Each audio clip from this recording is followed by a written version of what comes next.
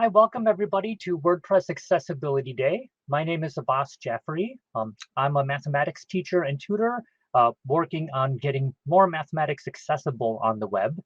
I want to thank you for joining us for the proof that accessible websites can be beautiful too with Gary Ausan, who's the Director of Digital Accessibility Consulting at Perkins Access.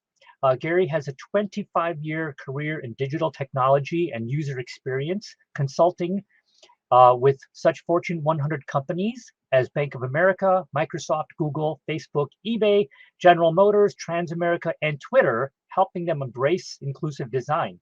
He specializes in design thinking and usability testing to improve digital experiences early in the product development process and helps clients sustain digital accessibility through best practices in day-to-day operations. And as well, we also have Stephen Plummer, who's a creative manager at the Perkins School for the Blind. He's a creative designer based in the Boston area, has been working with nonprofits and educational institutions such as the YMCA of the USA and Boston University for over 10 years. Stephen started working with the Perkins School for the Blind in 2017, where he has not only been able to hone his skills as a designer, but to also incorporate digital accessibility practices into every project. So please feel free to add your questions in the Q&A tab in Slido, and we'll answer them at the end of the session. Please use the ideas section to chat with other attendees. And without further ado, I will turn it over to Gary and Stephen. Thank you so much, Abbas. Thank you for that introduction, and welcome everybody to our presentation where we will present proof that accessible websites can be beautiful. Today, Stephen and I are going to just present a case study of how we went about redesigning our own website and moving it to the WordPress CMS. So we're going to start by talking about how we worked with a third-party design firm, how we selected that design firm, and how we included people with disabilities and accessibility subject matter experts in our design effort. We're going to talk about the process that we went through, and then we're going to talk about 10 key design considerations, that we weighed when we were creating our website.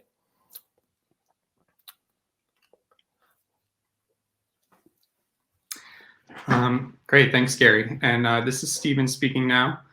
I'm going to give just a brief background on Perkins School for the Blind. So Perkins is an organization that is almost 200 years old now. It's where Helen Keller and Annie Sullivan were both educated. But since then, we've grown into much more than just a school in Boston. We are a global NGO with a mission to help the 240 million children with multiple disabilities worldwide to learn. And we're currently working in nearly 100 countries. A critical part of that work is ensuring access to an increasingly digital world. And that brings us to Perkins Access, which I'll now let Gary say a few things about. Yeah, so as Stephen mentioned, Perkins is a growing organization, and the school has a mission to prepare the students of Perkins for the world, to help them lead successful and independent lives. But Perkins Access is an organization that is a department of the school that provides professional consulting services. And our mission at Perkins Access is to prepare the world for our students and others with disabilities. And we do that by working with businesses and organizations in the US and around the world to help them make their websites and other digital products and services as accessible as possible for people with disabilities. So one of the primary ways that our clients find out about our services and what we do at Perkins Access is through our website. They come to us looking for guidance about how to make their own websites accessible. Obviously, organizations don't want to sacrifice aesthetics or look and feel for accessibility. And our old website, as you can see on the screen here, is, although it was accessible, it wasn't really proving that the, accessible websites could also be well designed. It was frankly kind of boring. The color palette, for example, had 2 shades of blue mostly. We overdid the color contrast and some of the controls, like the carousel buttons, which you could see here that are, very black and white. We had text on top of images, but, the black background that we added behind the text to improve contrast really obscured, the image in the hero banner. We had links that, frankly, were underlined and looked a little outdated. You could see the screenshot on the right. That's our blog page. We had text on top of gray background that is more difficult to read. We also had different text sizes that can, give the appearance of visual clutter.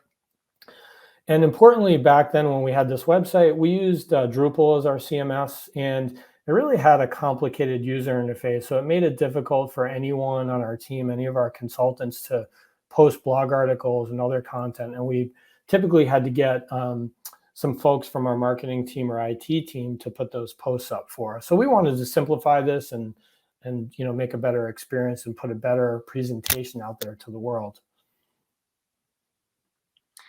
So we knew we had an ambitious project ahead of us. Not only were we redesigning the Perkins Access site, but also the full Perkins School for the Blind family of sites. So the first thing we had to figure out was who is going to be a part of our team to make this project happen. So looking inward to us as the clients, we had myself as the creative director, our chief marketing officer, senior director of marketing, and our director of digital strategy, as well as from Perkins Access, their marketing manager, as well as all a part of the kind of client's team. But we knew that we wanted to partner with a design agency who could really help us to bring in a few fresh ideas and perspectives. We considered a number of different agencies. We really wanted to test their claims about having had accessibility expertise, checking into their portfolio to make sure that they've made other accessible sites, seeing that they are legitimately passionate about inclusive design, and checking what platforms and content management systems that they had experience with. But we also wanted to make sure from the very beginning of the project that we included our accessibility subject matter experts. In our case, it just so happens that our experts are Perkins Access. So in this instance, client and expert were, there was overlap there, but making sure, those experts had a voice and we're seeing, the earliest iterations of design and development right from the start was critical in making sure that this all went according to plan. And they were not only involved, with the Perkins Access site redesign, but all the other family of sites to follow. We just decided we were going to start with Perkins Access. And then, of course, working with our expert Perkins Access team, they were able to give us the access to end users. Now, these end users represented potential clients who would be able to, who would be evaluating our website, both for accessibility. We claim to be, the accessibility experts, then we should have an accessible site. And people, our clients, are certainly going to be looking out for that. So it was very important to be getting that right and to have that user testing. But these end users also include those people with disabilities who may be using assistive technologies such as screen readers to access the website. So very important to have those individuals there to help us. And so, after we selected our team, we really went through our, what would be a typical design process. And that typically starts with, starting with some research to understand the needs of your users and a few other things, all the way to hopefully a successful launch. And as Stephen mentioned, our team included accessibility subject matter experts and the perspectives of users with disabilities very early on. So we call this a shift left strategy, which is to include accessibility as early as possible. And that will save you a lot of headaches and a lot of money down the road. You're much more likely to design for those needs early and nip a lot of the potential accessibility barriers in the bud. So where we started with our research, and that included not only understanding who our users were going to be, but also researching the agencies that we were considering. As Stephen mentioned, we wanted to make sure that we selected an agency with some subject matter expertise with accessibility. We evaluated a lot of the sites that they did. We also wanted to look into the different content management systems, and we chose WordPress because it was easy to use. It had a number of features that allowed content creators to publish accessible content. So we really were evaluating those content management systems against what's called the Authoring Tool Accessibility Guidelines, that talks about the things that these authoring tools should provide to make sure that you can create accessible content. And then finally, our research went through, are we going to use an existing theme or are we going to build our own? And in the end, we decided to have the design agency build our own theme. Once we got into the design process, it was really focused on building that theme, taking our existing Perkins brand style guide and, creating a new digital style guide for our new site. So we're going to talk a little bit about that. We're going to talk about how we made selections for, color that we were going to use on the site, and how we made selections about the fonts that we were going to select so that we ensured that they would be easy to read. During the design phase, we were reacting to a lot of things that the design agency was sending to us, and we used their design tools. At the time, it was InVision, and we would go right into the InVision designs and provide our accessibility feedback to what the design agency was creating. So we started our feedback very early on, so that can be worked into the prototype. Now, the prototype is really where the rubber hits the road, right? This is where you're starting to put your designs into HTML. And this is when you start seeing if that HTML and that front end code is going to interact with assistive technologies. So with the prototype, it starts with looking at those page templates and really trying to make sure that at a page level, you have a lot of the accessibility features built in. Is the page responsive? Do you have language attributes? Are you allowing people to, will the content reflow in the page? So a lot of those things you can tackle in the template. But also, what are the things that are going in the templates? There's widgets that are based on design patterns, things that we see on the web every day today, like accordions and carousels. We wanted to make sure that all of those design patterns would work, for example, with the keyboard. So we started to look at those design patterns very early on. And during the prototype phase, we would give feedback again very early on. Once we had some accessible templates and widgets and design patterns, that's when we started to put our copy into the pages, and creating blog posts and uploading our images into the media library. And what was really critical about the content phase is that we did training with our content creators so they understood how they could create accessible content, how they could publish accessible content. And we're going to talk a little bit about what we did there. We also did some customization of the WordPress admin interface to make sure that our content creators, can only do certain things. And we'll talk a little bit about that. And then finally, we got to launch. We couldn't do everything prior to launch. We really tried to remove as many of the critical accessibility barriers and make it as closely aligned to the Web Content Accessibility Guidelines, meeting those guidelines as much as possible. But there were some smaller things, enhancements that we had to put on our backlog. So we went through a prioritization process there to make sure that we can return to those and address those things in the future. And, one great thing about WordPress is, there's a plugin that will allow you to, in the WordPress staging environment, to provide feedback on a page. And this widget actually connects into Jira. And so we installed that into WordPress. And as we were testing our staging environment, we would click the provide feedback button on the right, and then we would log Jira tickets right into the environment, and that would feed into our design firm's Jira system, and they were able to address those issues as we were testing. So it's a really great feature to have.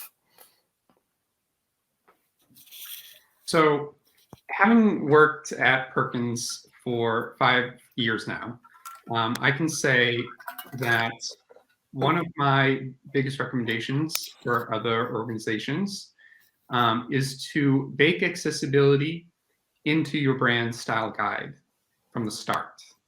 When you're going off to redesign a website or jumping into any other project, it makes things so much more streamlined because you're not having to figure out how to make as many things accessible along the way because they already are. And you'll see from some of the slides coming up, I have a few screenshots from our brand style guide. So you can see kind of how some of those accessibility considerations are included right there from the very start. But here we have 10 key design considerations that I will be going into more detail in a moment. The first being that accessibility and good aesthetics often overlap. We'll go over selecting a good accessible color palette, having proper color contrast, typography, visual hierarchy, link styles, good focus and hover states, click targets, photography and iconography, and of course, mobile optimization. So we've noticed that there is a myth floating around out there that an accessible website is ugly and boring, and that it must sacrifice aesthetic appeal in order for it to work. Now, this is simply not true. Accessible websites can be beautiful. It doesn't have to be basic. Aesthetics don't need to be sacrificed. And in fact, there is a lot of overlap between what is considered good design and accessibility best practices. So we'll jump into color palette. As I said, this is a screenshot from our brand guidelines. And I have good news. You can have a bright and fun color palette on your accessible website. But you should be choosing your colors very intentionally. So from our guidelines here, you can see that we have a color palette that reflects vibrancy and also a sense of youth to represent the youth that are core to our mission.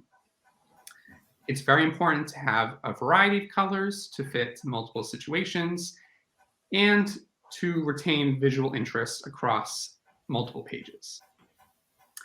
So you can see here we've categorized our colors, quote unquote, dark colors at the top. And this just refers to colors that have good contrast with white text and white backgrounds.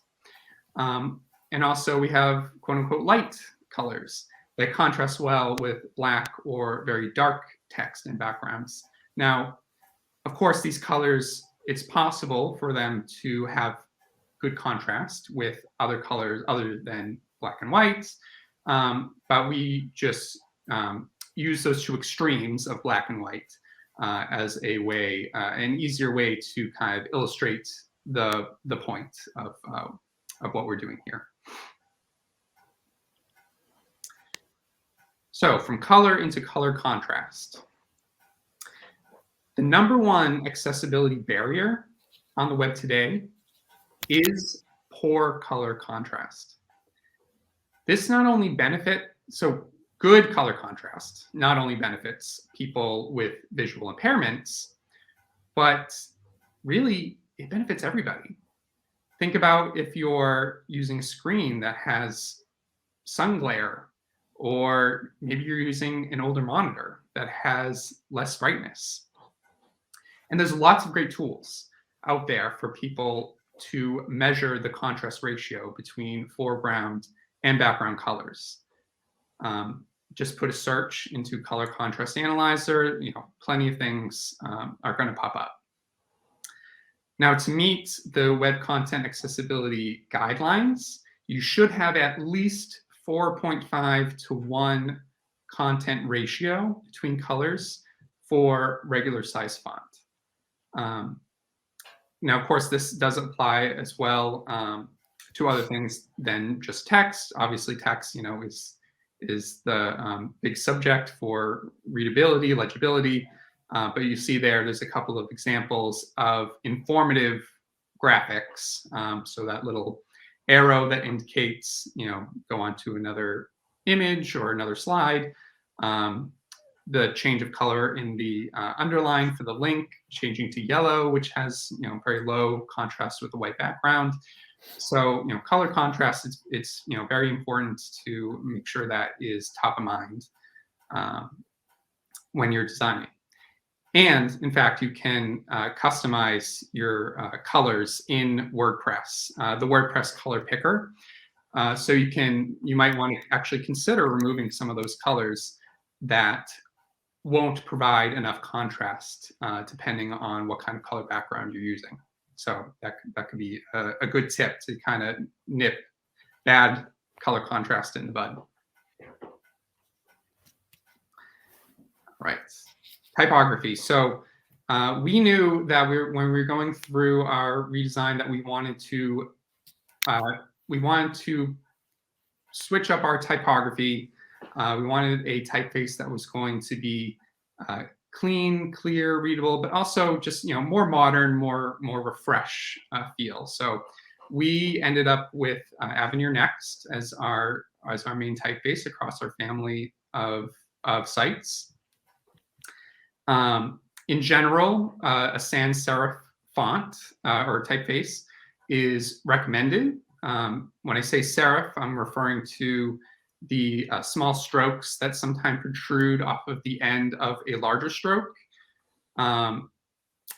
Also, fonts that have extra decorative elements, not really recommended for as far as digital accessibility goes, mainly because when those particular typefaces need to be scaled down, sometimes those extra serifs or decorative elements can kind of end up bleeding together into the letter form, and it becomes less distinguishable what letter form is being represented. And speaking of which, you just want to make sure that all the, looking at the alphabet, all the letters are easily distinguishable from one another. Humanist fonts a quality of humanist fonts is that they have varying widths and heights.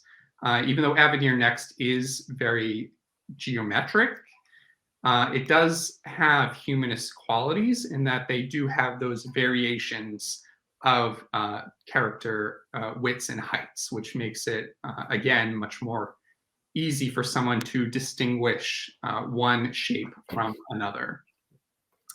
And then the last thing I'll just touch on as far as typography goes and picking a good typeface for accessibility is making sure that you have letter forms that have large and clear counters. So what I mean by that are the shapes inside of letters. So, that triangle inside of the capital A, the half circle, or even, the counter area above the tail of the lowercase e.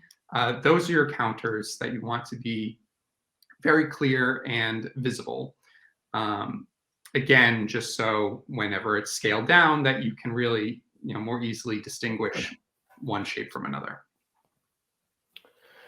So, after we chose our fonts and we started to put our sort of designs together, visual hierarchy was very, very important for us. And this is a visual design principle that designers can use to show the importance of each page's contents by manipulating things like the size of the elements, the color of the elements, the contrast, using alignment and white space as well. You could also use imagery to create a visual hierarchy. And so we were very intentional about how we put this visual hierarchy together. But we also wanted to make sure that the hierarchy that was implied by the visual design could also be translated to assistive technology, such as a screen reader.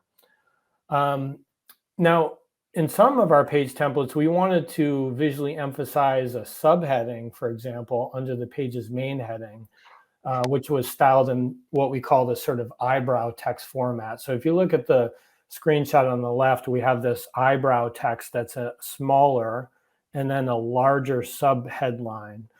And when we started to sort of insert our content into this design, we realized that, what's going in the eyebrow is actually the primary heading for the page. So on the right, you can see that this is our page where we talk about working with financial services clients. And that financial services text is really the name of the page. It's the page title. It's the link that you use to get to this page. And so that really serves as a better heading 1 than the larger text underneath it. So we were very cognizant of that, and we made sure that WordPress and the template that would implement that as an H1 heading, and that the subheading that was larger was actually an H2 like subheading. So we did that purposely. We wanted to make sure that that would translate to screen readers. Another example, what we did is, we wanted to have really engaging lists, things that were visually prominent, but we didn't want to lose the semantic meaning of the list, meaning that screen readers would announce those lists and some information about those lists as list item 1 of 4. So what we did was we created some image bullets that were brought into the list, but we kept the list structure so that, the information was still communicated as a list, even though, maybe it doesn't look like a typical list. It had, more than one column, for example, but there's still 4 list items in this list.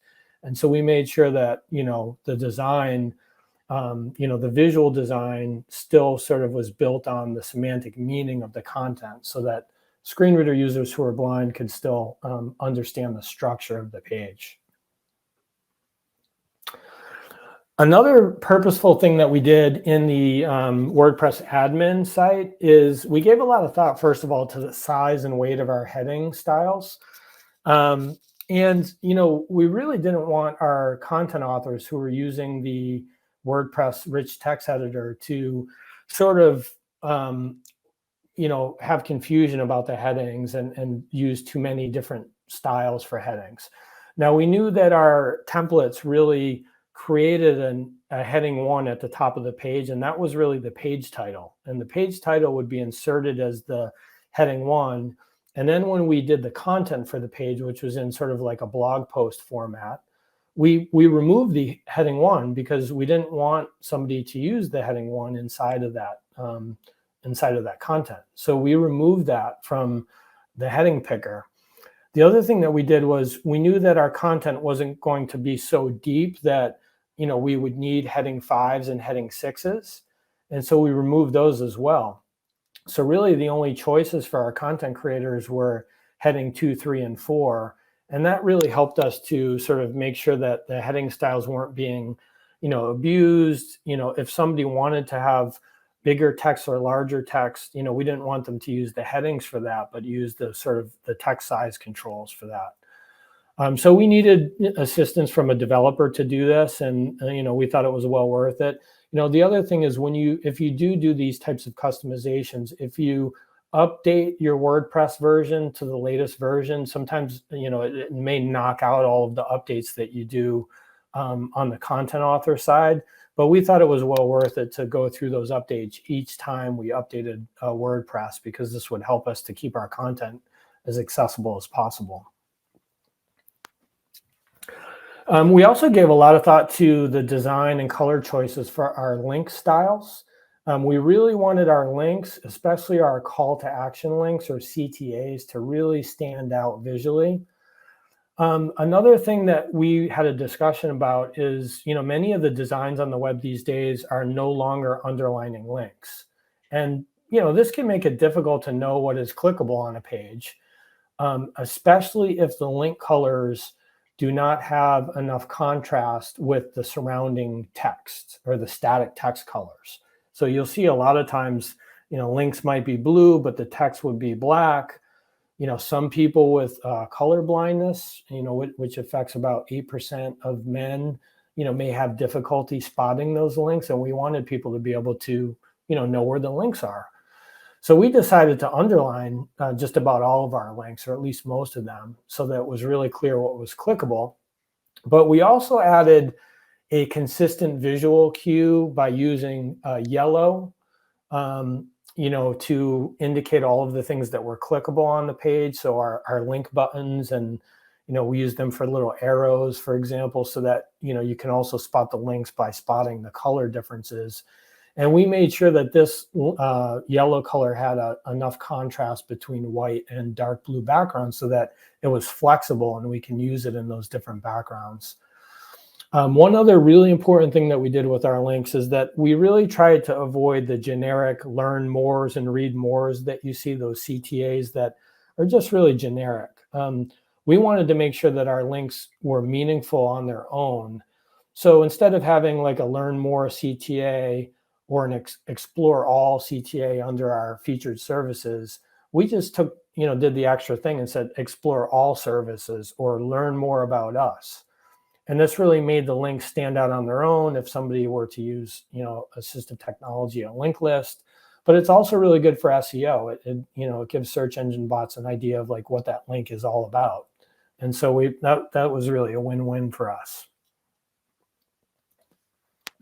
And then I also will talk about, we wanted to really enforce the clickability or the affordance of the clickability in our interactive elements. So we added some design elements and color choices to our focus and our hover state so that we covered, use cases for both keyboard users and mouse users. So for example, on our featured services, when you hover over one of these blocks, the whole thing is clickable. It has a slight grow effect, so it grows very slightly, and a border appears around it. We add the color backgrounds to the link, and we remove the underline so that it really feels like dynamic. And we did this for both our hover and focus states. One of the things that we see at Perkins Access when we work with clients is a lot of designers, they give a lot of thought to hover states, but they don't give equal consideration to what the element would look like when it has focus. And so we see a lot of sites that just rely on the default browser focus style. And in those cases, you're really missing an opportunity to reinforce your brand for keyboard users by, creating a really customized focus style in addition to your hover style. So we gave a lot of, consideration to that in the design phase. Yeah, and just, continuing on, speaking of focus and hover states, here we have, an example of a couple of our resource cards, both a static view and as well as the hover and focus view there. And as you can see, these resource cards have several parts to them. There's the feature image, there's a title, a CTA, short description, some category tags. And we decided we were going to do something kind of interesting with these. Rather than making each of those individual parts a clickable element, we decided that we were going to group all of these elements together and actually make the whole card itself a clickable element, creating a much larger touch target. This, makes it easier for those that may have mobility disabilities but it's also just more mobile friendly in general for all users. And it also helped in making these links not overly complicated for someone who might be using a screen reader. So in this case, only the title is announced to those users, so that they don't need to cycle through every element for every card every time, and potentially get an overload of audio information that could, quite frankly, become repetitive to someone who's not necessarily relying on the visual to get their information. And then speaking of the imagery that we're using on the new site, accessible websites, they can include a lot of photographic images and graphics to add visual interest.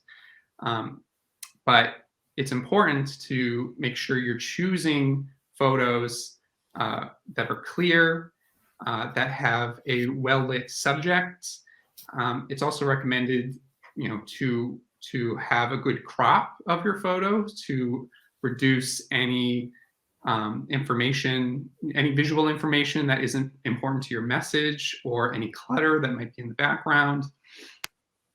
We also recommend trying not to overlay text on photos. I know we looked at a lot of examples of sites that do that, but it can become a bit of a visual overload, especially if there is a background photo with text on top of it that is overly complicated. It may muddy up your message and the legibility of your text, and it makes it more. It actually makes it more difficult, honestly, for whoever is updating your site. If you need to change out that photo, that's just an extra consideration that you have to take into account. Am I using a photo that's going to contrast well with the text that's being overlaid? That's just adds onto your process and makes it more difficult. So also with images, in WordPress, you can describe your images for those people who can't see them. And it also gives them access to the information that is provided by the image. And it's also just good for SEO to have image descriptions included. But that isn't to say that all images necessarily need to be described. And in fact, describing decorative iconography or graphics can become audio overload for screen reader users. So what do I mean by a decorative image? In other words, it's an image or a graphic that has a primary objective to be a visual interest support rather than really adding anything to the critical messaging. And so we see here an example of a piece of iconography. It's nice. It supports the message, but it's not necessarily adding anything new to the conversation, at least not from the perspective of someone who's listening on a screen reader. So this is just an example here, a screenshot from the back end of WordPress in the media library. You can see there that the alternative text field is left blank for this particular graphic. And we have an arrow there that points you to a link to a resource, which will help you to determine whether a image is decorative or if it is critical to have alternative text describe it. Now, some images are informative and you want to provide a description to the alternative text field in the WordPress media library. So, this is an example of one of those images on that previous screen. And we want to describe this because this is giving users an idea of what Perkins is all about, which is teaching young children with visual disabilities how to lead an independent and fulfilling life. So in this case, the image is described as girl with glasses selecting a color on tablet with tablet pen. And typically those descriptions can be a short phrase or sentence. They don't have to go into too much detail, but you want to provide equivalent information to screen reader users that is being communicated through the image to people who can perceive the image. One thing that there's a lot of confusion about in the WordPress attachment details modal is, where do you put the alternative text? Because there's a lot of fields that sound like they do the same thing, right? There's a title field, there's a caption field, there's a description field. The only one that is relevant really for accessibility is the alternative text field.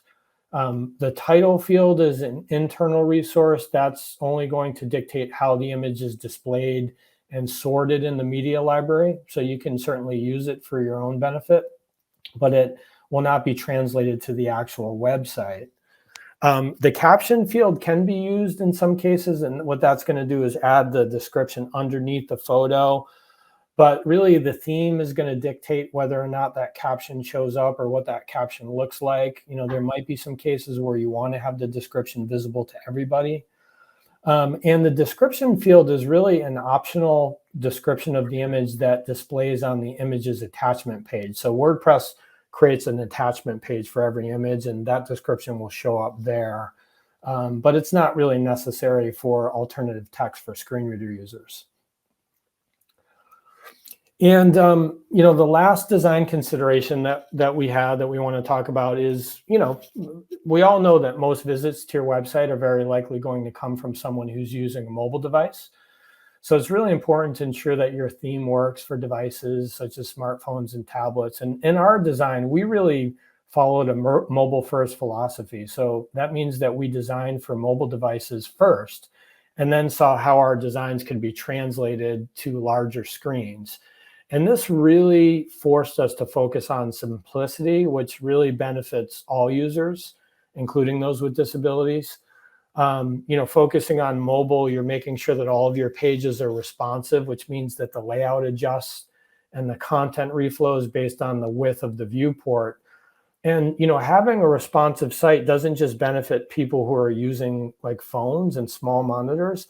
It also benefits people who have visual impairments, who are using a desktop computer and using the browser zoom control so that they can increase the size of the text.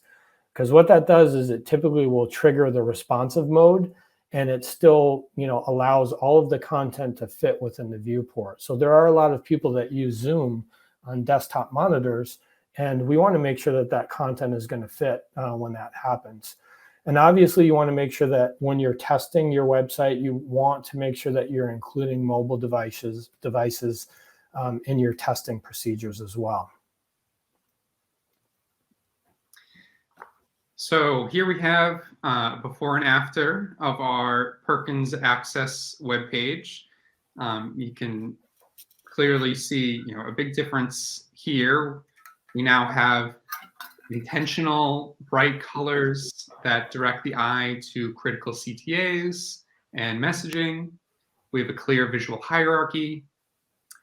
We have bright and welcoming human connection in the imagery that we chose, not looking so sterile and corporate anymore, as well as clear and well contrasted text that in some cases may have some interaction with imagery, but never necessarily interferes or distracts from it. And another before and after here with going back to our resource cards. You can see, obviously, I talked a bit about the making the entire card a larger clickable target, but you can also see we have much better contrast by removing that gray background. We've added a CTA with a colorful indicator there to draw more attention. and of course, incorporated our more modern looking typeface. And here's an example, few examples. There's several different sites across the the Perkins organization. Here we have Perkins Access, the Perkins School for the Blind site, Perkins India. And the goal really here was to have cohesion among this family of sites. We have reusable blocks and themes built out in WordPress. We have consistent typefaces, contrast, link styles, but there's also still plenty of room for variation when it's needed.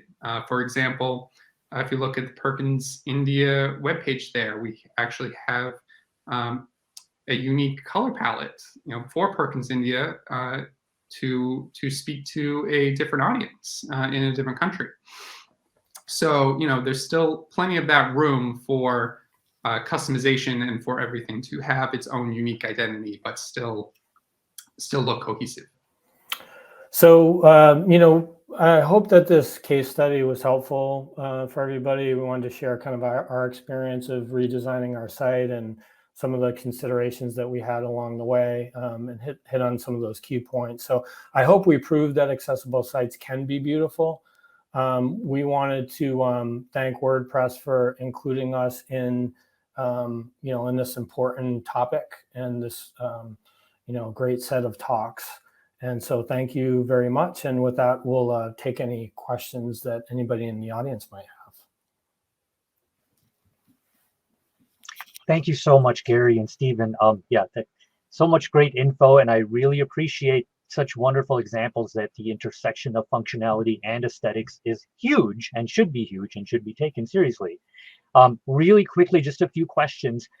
One is, will the slides be available, and is your brand style guide publicly available by chance? Yes, so we could definitely make the slides available. Stephen, I don't know about the second question, if you know the answer to that. I think like the slides, we can work on making those available. I know that that is a goal of ours, to kind of be able to have them on the site itself to share them more easily. But yeah, I'd be happy to get that out there. Thank you. Okay, we will get that information out. I have one question. What was the feedback plugin that you had mentioned earlier? So I don't recall the exact name of it, but it's a Jira integration that can be brought into WordPress. I could take that as a kind of a follow-up and see if I could find the exact name of the plugin, but our design firm implemented that for us. Oh, wonderful. Okay. Have you by chance tested your new font with users of dyslexia? Yes, dyslexia was something that we had in mind when we were researching typefaces. Definitely fonts that are more, like I said before, kind of have that humanist quality to them. Another quality of that is that there's some variation in the stroke sizes, which does tend to help with dyslexia, being able to recognize those forms a little bit better. We do have, there's another site within, kind of our Perkins family of sites that actually has its own typeface. Again, another customization to give it its own identity, which actually even goes further with some of those elements. So for example, we have letter L, or like, the lowercase L. It has a little tail off of the end of it so that it's more easy to distinguish that from a capital I, for example. So that's another good piece that, and something to look out for helping with dyslexia. And one other thing that I will add to that is it's very important to build your site in a way that will allow users to use their own fonts if they wish to. So you shouldn't dictate the actual font that the user must use on the site, but allow that flexibility so that people can use their own fonts when they need to or when they have to. And thank you. And I don't know if you could answer this quickly, and if not, that's okay. Were there any strong disagreements between the design and accessibility during the process? And if there were, how did you handle them and what was the outcome? That's a great question. Very quickly, and Stephen, you can maybe jump in there. I don't recall many because we were the client, so it was very important for our design firm that we chose to sort of listen to our feedback. We did have some discussions about pros and cons of different things, especially color, but in the end, I think our arguments won out most of the time. Mm-hmm. Yeah, I would say, more kind of troubleshooting in order to get to, the best end results. A lot of back and forth maybe that way, but I don't know if I'd necessarily call them arguments. Okay, well, I'm happy to hear that. Well, okay, well, with that, I'm going to conclude. I want to thank everybody for attending this session with Gary Alsan and Stephen Plummer. You can continue the conversation in the chat or on social media, and please use the hashtag WPA11Y Day. It's WP Ally Day and WPAD 2022. We'd also appreciate if you go to wpaccessibility.day/feedback to provide any anonymous feedback for our speakers on the presentation, and you can also enter to win a t-shirt while you're there. Coming up in the next hour, we're going to have growing accessibility in our WordPress community with Sumner Davenport, Alicia St. Rose, Joe A. Simpson Jr., Ron Amick, and Sally Thune. And that's at 2000 UTC. And while you're waiting, you can visit our sponsor pages, get some virtual swag, and enter a chance for great prizes. So please make sure refresh your browsers at the beginning of the live stream for the next hour. We're just going to be switching some streams, and stay at the same link, just hit refresh and you should be good to go. So thank you everybody so much again, and hope to see everybody right after the break.